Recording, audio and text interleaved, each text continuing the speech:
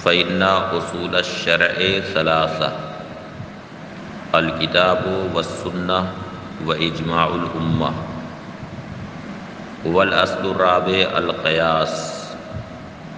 المستنبط من هذه الأصول۔ مصنف فرماتے ہیں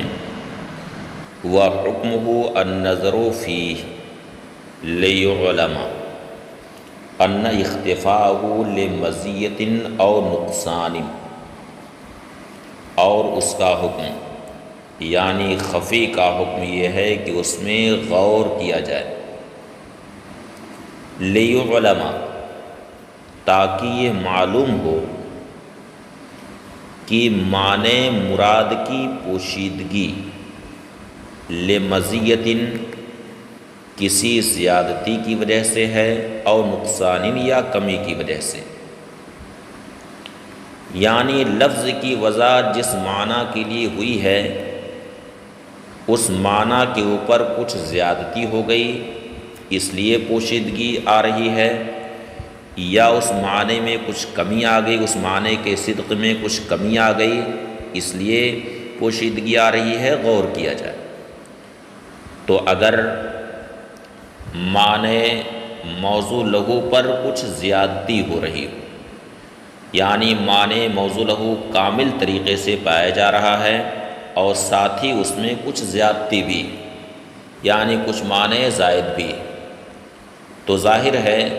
کہ معنی موضوع لہو جب کامل طریقے سے اس میں پورے طریقے سے پایا جا رہا ہے تو پھر وہ حکم جاری ہوگا۔ جیسے کہ طرار کے حق میں سرقہ کا جو معنی حقیقی ہے، معنی موضوع لہو ہے، وہ معنی پورے طریقے سے پایا جاتا ہے اور ساتھ ہی اس معنی موضوع لہو پر معنی زائد بھی ہے، یعنی مزید بھی کچھ معنی پایا جاتا ہے، اس لیے ظاہر ہے کہ جو سارق کا حکم ہے وہی حکم یہاں پر بھی جاری ہوگا۔ اور نقصان یا معنی موضوع لہو کامل طریقے سے وہاں پر نہ پایا جائے بلکہ اس کے صدق میں کچھ نقصان ہو، کچھ کمی ہو، تو ظاہر ہے کہ جب معنی موضوع لہو کامل طریقے سے نہیں پایا گیا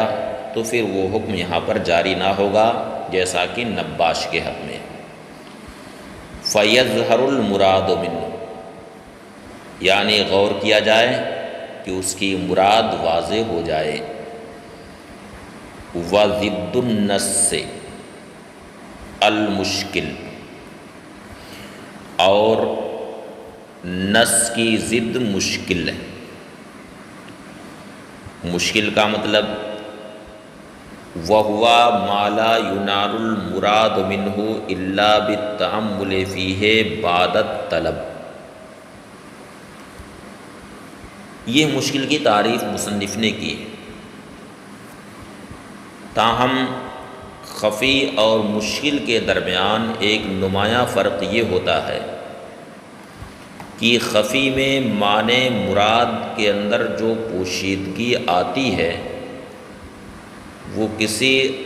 ایسے عارض کی وجہ سے آتی ہے جو صیغہ کے علاوہ ہوتا ہے، یعنی وہ پوشیدگی صیغہ کی جہت سے نہیں ہوتی، جبکہ مشکل کے اندر معنی مراد میں جو پوشیدگی آتی ہے وہ صیغہ کی حیثیت سے آتی ہے، اس طور سے کہ صیغہ کا استعمال مثلاً دو معنوں میں ہوتا ہے، تو اب وہاں پر کون سا معنی مراد لیا گیا اس اعتبار سے پوشیدگی ہو جاتی ہے، تو یہ فرق ہے خفی اور مشکل کے درمیان۔ تو فرماتے ہیں کہ المشکل وَهُوَ مَا لَا يُنَالُ الْمُرَادُ مِنْهُ إِلَّا بِالتَّأَمُّلِ فِيهِ، مشکل وہ ہے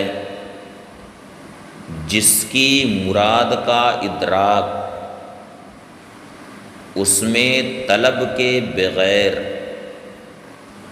اس میں طلب کے بعد تأمل کے بغیر نہ ہو سکے، جس کے معنی مراد کا ادراک طلب کے بعد تأمل کے بغیر نہ ہو سکے، یعنی پہلا کام تو یہ کرنا ہے کہ ہمیں اس بات کی طلب کرنی ہے، تلاش و جستجو ہمیں کرنی ہے کہ اس لفظ کی وضع کن کن معنی کے لیے ہوئی ہے اور کتنے معانی میں اس کا استعمال ہے۔ سب سے پہلے تو ہمیں یہ طلب کرنا ہے، پھر ان معانی کو طلب کرنے کے بعد ہمیں غور و فکر کرنا ہے، تأمل کرنا ہے کہ یہاں پر کون سا معنی مراد لیا گیا۔ تو یہاں دو کام ہمیں کرنا، ایک تو پہلے ہمیں طلب کرنی ہے، یعنی صیغہ کی وضع کتنے معانی کے لیے ہوئی ہے، کتنے معانی میں اس لفظ کا استعمال ہے، پہلے ہمیں ان معانی کو طلب کرنا ہے۔ پھر ان معانی کی طلب کرنے کے بعد ہمیں تأمل کرنا ہے، غور و فکر کرنا ہے کہ ان معانی میں کون سا معنی یہاں پر مراد لیا گیا ہے۔ اب یہاں پوشیدگی کیوں آتی ہے؟ لدخولہ فی اشکالہ، وہ اس وجہ سے کہ وہ اپنے اشکال میں، یعنی وہ معنی اپنے ہم شکل معانی میں داخل ہو جاتا ہے۔ تو چونکہ معنی مراد اپنے ہم شکل معانی میں داخل ہو چکا ہے، اس لیے وہاں پر غور و فکر کرنا ہے کہ ان میں کون سا معنی مطلوب ہے۔ تو یہ ایسی ہے جیسے کہ کوئی شخص آپ کا مطلوب ہو اور وہ اپنی شکل بدل کر کے اپنے ہم شکل لوگوں میں جا کے کھڑا ہو جائے، تو وہاں پر آپ کو بہرحال غور کرنا ہے کہ اس میں کون سا شخص ہمارا مطلوب ہے۔ اسی طرح سے یہاں پر بھی معنی مراد اپنے ہم شکل معانی میں داخل ہو جاتا ہے، لہٰذا اب تأمل کرنا ہے، غور و فکر کرنا ہے کہ کون سا معنی یہاں پر مراد لیا گیا ہے، کون سا معنی مطلوب ہے۔ لدخولہ فی اشکالہ، اس لیے کہ معنی مراد اپنے ہم شکل معانی میں داخل ہو گیا ہے۔ وحکمہ التأمل فیہ بعد الطلب، اور اس کا حکم یہ ہے کہ طلب کے بعد اس میں غور و فکر کیا جائے، یعنی ان سارے معانی کی پہلے طلب کی جائے جن کے لیے اس لفظ کا استعمال ہو رہا ہے، جن میں وہ لفظ استعمال ہو رہا ہے، پھر غور کیا جائے کہ ان میں کون سا معنی مراد ہے۔ اس کی مثال مصنف نے تو یہاں پر نہیں دی ہے، لیکن علماء نے اس کی بہت ساری مثالیں دی، جن میں اس کی ایک مثال ہے کہ فَأْتُوا حَرْثَكُمْ أَنَّا شِئْتُمْ۔ آپ حضرات جانتے ہیں کہ انا کا استعمال دو معنوں میں ہوتا ہے۔ انا کا ایک معنی مستعمل ہے، انا کبھی من اینا کے معنی میں ہوتا ہے، اور کبھی انا کا استعمال کیفا کے معنی میں ہوتا ہے۔ دونوں معنوں میں قرآن کریم میں لفظ انا کا استعمال ہوا ہے۔ چنانچہ قرآن کریم میں ارشاد ہوا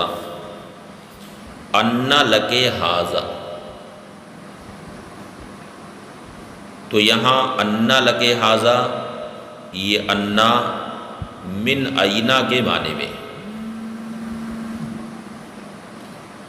انا یہاں من اینا کے معنی میں، یعنی من اینا لکے ھذا، یعنی اے مریم یہ رزق تمہارے لیے کہاں سے آیا۔ اور کبھی انا کا استعمال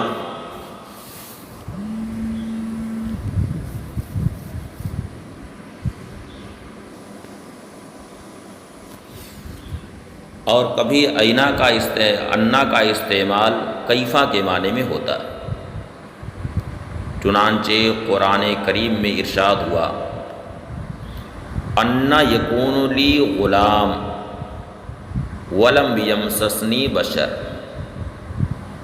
تو انا یہاں کیفا کے معنی میں اے کیف یکون لی غلام ولم یمسسنی بشر، یعنی حضرت مریم نے کہا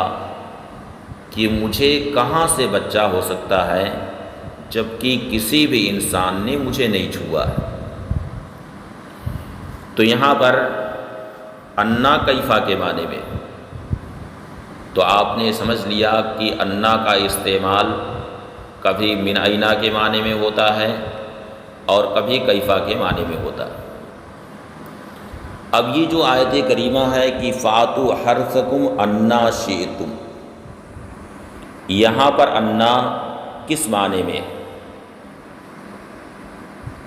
اینا کے معنی میں ہے، من اینا کے معنی میں ہے، یا کیفا کے معنی میں ہے؟ یہاں پر اب اشکال پیدا ہوا، لہٰذا غور و فکر کیا جائے۔ پہلے تو یہاں پر اس بات کی طلب کی جائے کہ انا کا استعمال کتنے معنی کے لیے ہوا ہے، پھر طلب کے بعد اب یہاں غور و فکر کیا جائے کہ کون سا معنی یہاں پر مراد لیا گیا ہے۔ لہٰذا غور کیا گیا کہ قرآن کریم میں ارشاد ہوا کہ فاتو حرثکم انا شئتم،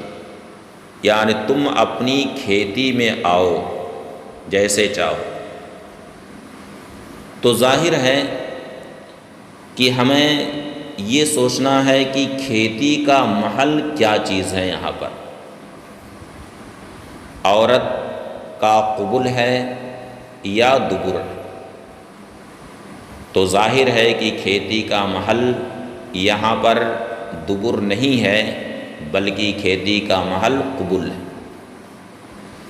اور جب قبل اس کا محل ہے تو یہیں پر یہ متعین ہو گیا کہ انا یہاں کیفا کے معنی میں ہے، من اینا کے معنی میں نہیں ہے۔ لہٰذا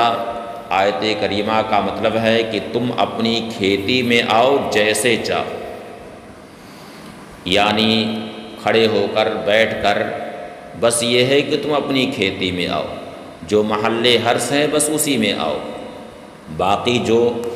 گندگی کا محل ہے وہاں تمہیں جانے کی ضرورت نہیں ہے۔ تو محل حرث یہاں پر قبل ہے، لہٰذا وہیں پر آؤ، باقی دبر یہ محل حرث نہیں ہے بلکہ وہ محل فرث یعنی گندگی کا وہ محل ہے، وہاں تمہیں جانا ناجائز و حرام ہے۔ تو یہاں غور کرنے کے بعد یہ معلوم ہوا کہ فاتو حرثکم انا شئتم میں انا یہ من اینا کے معنی میں نہیں ہے بلکہ کیفا کے معنی میں ہے۔